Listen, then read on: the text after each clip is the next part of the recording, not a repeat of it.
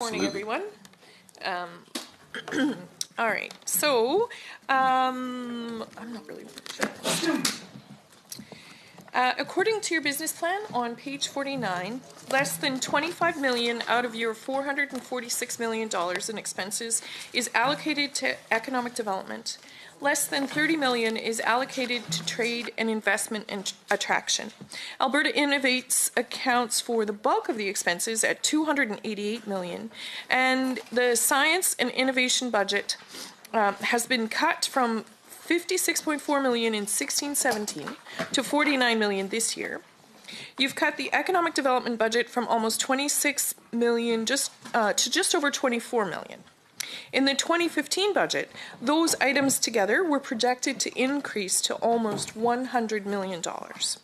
And I'm wondering how to reconcile the push for economic diversification with the reduction in innovation and economic diversification spending. Yeah, great question, member. So part of this, there's a number of different factors at play here.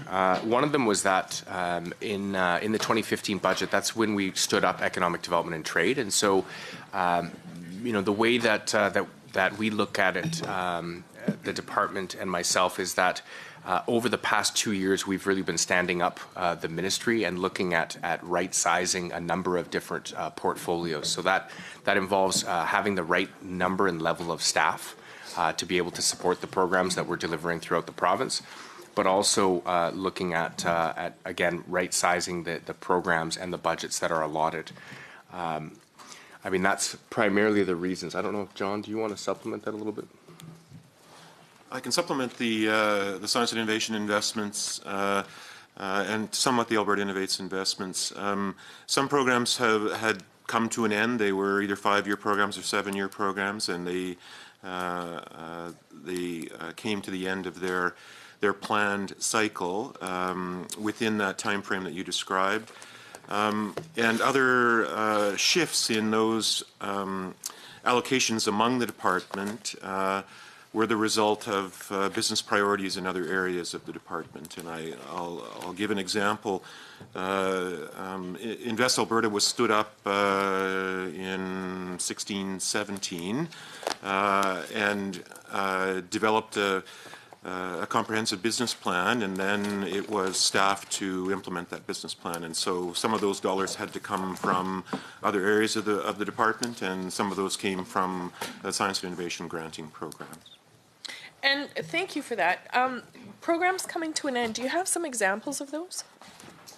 I have one specific example, and the name, I probably don't have the exact name of the program. There was a 7-year program that was to transition highly qualified people that were hired by post-secondary institutions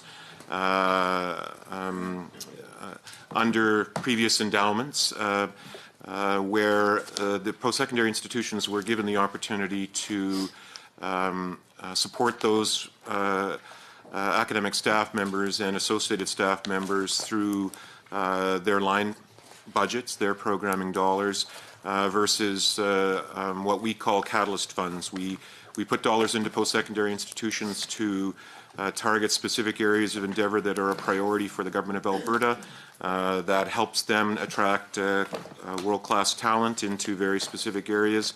And then over time, it's up to the post-secondary institution to use their planning cycles to make those longer-term investments for those professionals. So that was a 7-year program.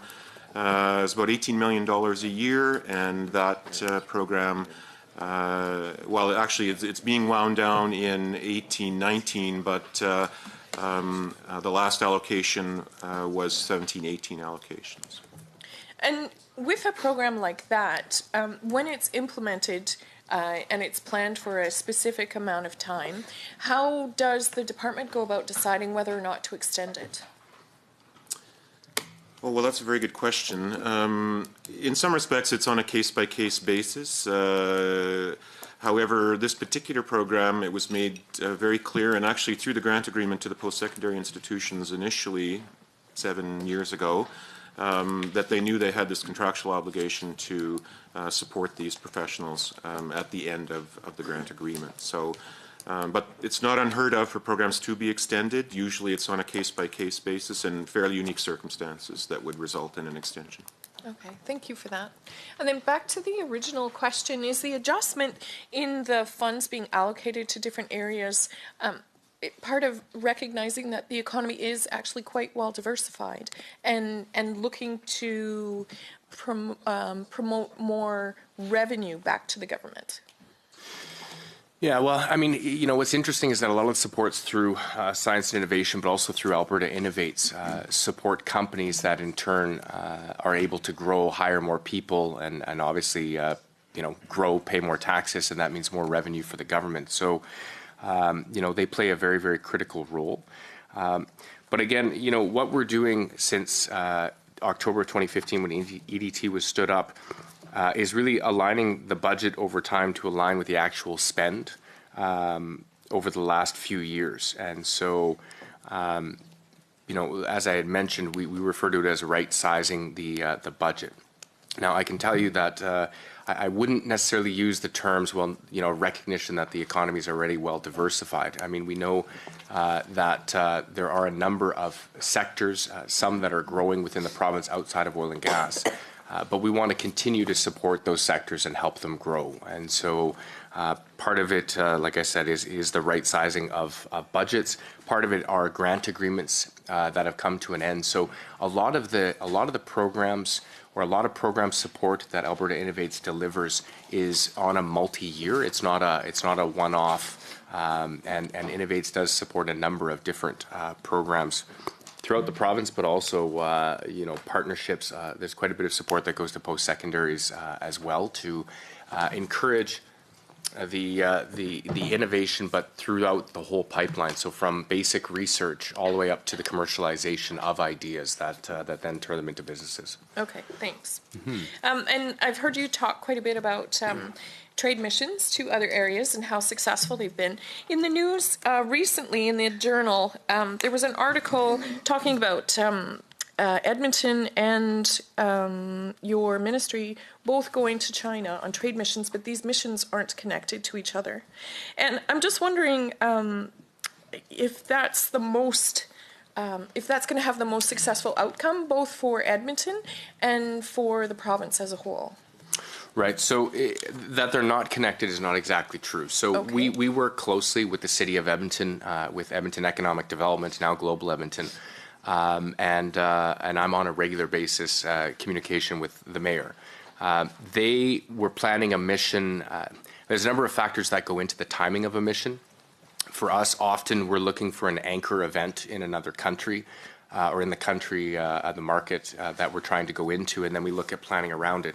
So the mayor has a mission to Asia that our missions do intersect at a couple different points, as are so CNOC Nexen leads, and this is actually quite fascinating. Every year they bring 30 Alberta oil and gas companies over to China to meet with all of their supply chain in order to try to promote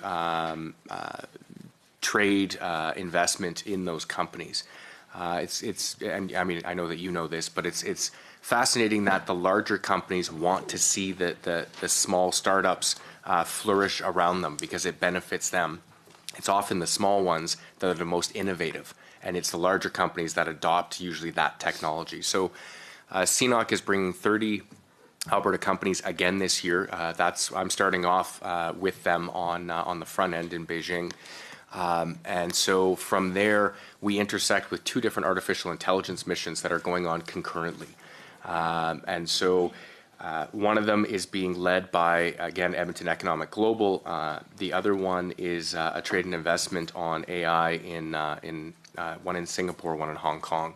And so really it's 4 missions that are all intersecting with each other at different points in time, which is quite normal. On a trade mission, I've participated in them with Mayor Nenshi, with Mayor Iveson.